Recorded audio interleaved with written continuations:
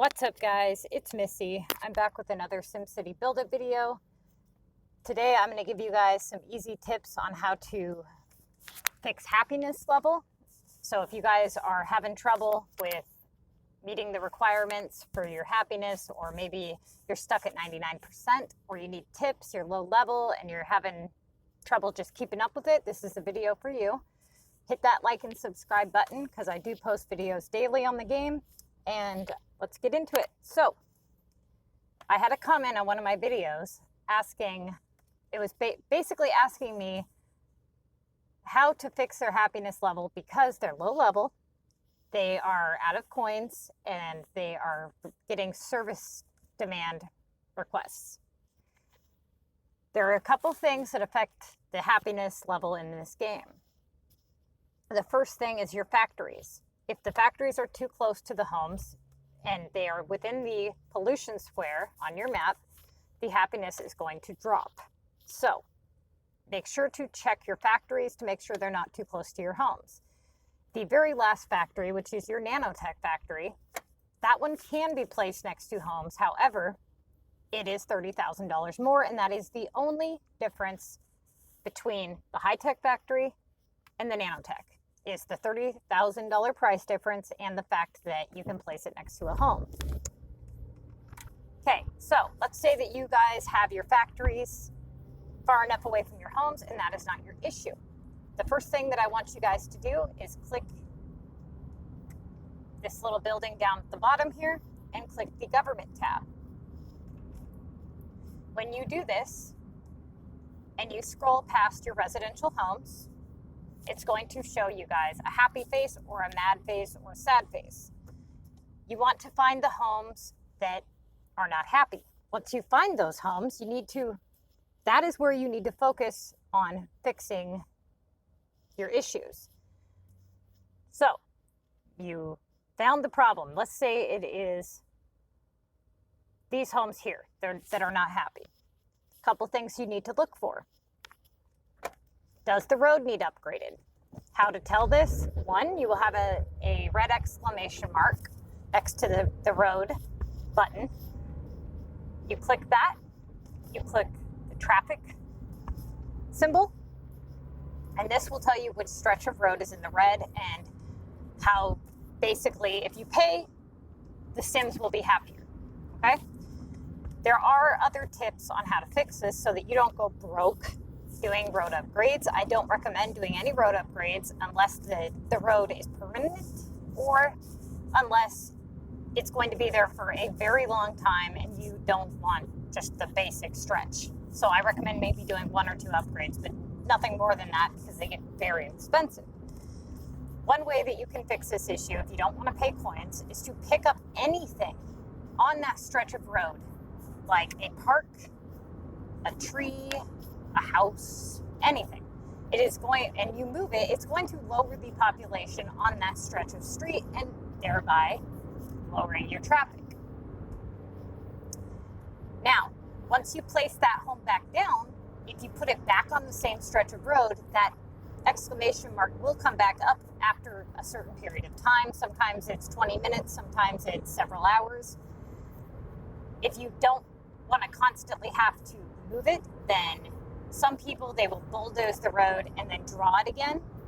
As long as you didn't do any road upgrades, yes, you can do that, but essentially it's really just a waste of your time because you can just pick up one building and move it and have the same thing happen. So let's say that is not the case. It's not a road issue. Okay, what other issues can you have? Services. All these services need to be met, basically. So you want to make sure that your people are within the health, police, fire. They're meeting those requirements. If your home is not within that green zone, what will happen is it will yell at you.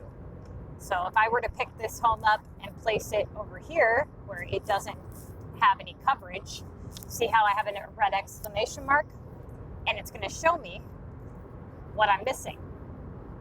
Okay? The only services that you can put next to homes are Omega services. And by services, I mean waste management, sewer, power, okay? You can put, if you buy the Omega one, you can place these next to the homes without any problems. If you buy any one of these, you cannot. You have to look at the pollution square. If you didn't notice, I did not say water. Water can be placed next to homes. There is no pollution square on water. People have this misconception that these specialization buildings have an effect on your happiness, and they don't, okay? And I'm going to prove it to you. The specialization buildings boost your population. If you have 100% happiness, and then you place a park down, and a couple, minutes or hours or what have you go by, and all of a sudden that particular home is not happy. What has happened is the population has boosted, and thereby requiring more services. So it is not the specialization category that is lowering your happiness. It is the fact that there are too many people in that area. So people think that if they unlock the gambling category, that they have to provide gambling to each and every home, otherwise their people will be mad, and that is false.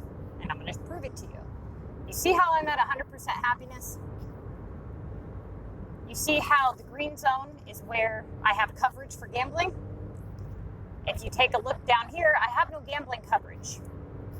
Okay? This goes for transportation as well. I have no transportation on these couple homes here, right in the center. But my happiness is 100%. So I'm telling you guys that it does not have anything to do with it. I can't tell you how many people think that it does. If you click on a home, it will show you, let's see, there's one over here that does it. Oh, come on, there. See the little red park? That means I don't have parks in that category, or in that area. Can't see my screen very well today for some reason. Hang on just a sec here. Just hit the, okay.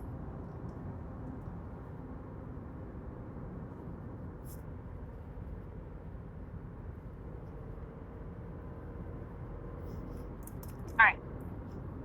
Now, if you are low level and you want to, if you can't afford to increase your services, like let's say that you exceeded the capacity of your waste management, for example. So you basically have, wrong one. You basically have the option, you have a couple options here. You can either purchase more waste management and meet the requirements, or you can take some of your specialization buildings and put them in storage. That way you can lower the population and thereby lower the amount of services required. Or you can bulldoze some homes. If you choose to bulldoze homes, I recommend that you bulldoze the smaller ones. One, that is because you've donated the least amount of items to those homes. Two, because if you're camping low level, you're going to need as many fully regular residential homes as possible because you're going to want to convert those into epics later. Be very careful if you start bulldozing homes. Don't get carried away, okay? Because every time you bulldoze that, you have to redo that later, and thereby it's going to basically level you up faster. And if you're following my building instructions or plans, I'm telling you that you don't want to level up very quickly. When you guys hit level 24, you're going to want to convert every fully regular residential home into an epic project. It's going to lower your service demand dramatically. Let's say that you are required 400 services, for example. Once you convert those into epics, it's going to drop like 300. There is a very low service demand for regular residential homes. If you guys have a lot of Paris, Tokyo, and whatnot, you're going to have a higher service demand.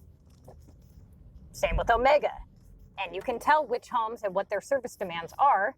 If you look, it says service demand medium, medium, low, low, high. Okay?